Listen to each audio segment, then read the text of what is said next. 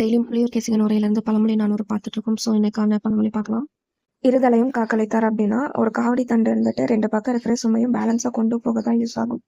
அதை விட்டுட்டு நம்ம அந்த 2 சுமையும் இறக்கி வச்சுட்டு வெறும் தண்டு மட்டும் கொண்டு போகிறது ஒரு நகைப்புக்குரிய செயல். அந்த மாதிரி ஒரு நபர் ஒன்று இல்லற வாழ்க்கை இல்லைன்னா துறவற வாழ்க்கை, இந்த 2ல் ஏதாவது ஒன்றாவது நல்லபடியாக கடைபிடிக்கணும். அப்படி இல்லாமல் வாழ்றவங்களோட வாழ்க்கை வீணே கழிஞ்சிரும் அப்படின்னு சொல்கிறாங்க. இருதலை கொல்லி என்பார் அப்படின்னா, நம்மோட நெருங்கி பழங்குறவங்க கிட்டயும் மற்றும் அவர்களோட பகைவர்களுக்கும் இடையில சென்று நல்லவர்கள் மாதிரி பேசி பழகி ஆனா 2 பேர்த்தோட கருத்துக்கும் உடன்படாதவர் மிகவும் கெட்டவர்கள் அப்படின்னு சொல்றாங்க. சமாதானம் செய்ய முற்படுறவங்க 2 பேருக்குமே பகைவரா மாறக்கூடும் அப்படின்னு சொல்லியிருக்காங்க. ஸோ அதுக்கான மீனிங் பார்த்தீங்கன்னா, போலி நண்பர்கள் கேடு செய்வார்கள்.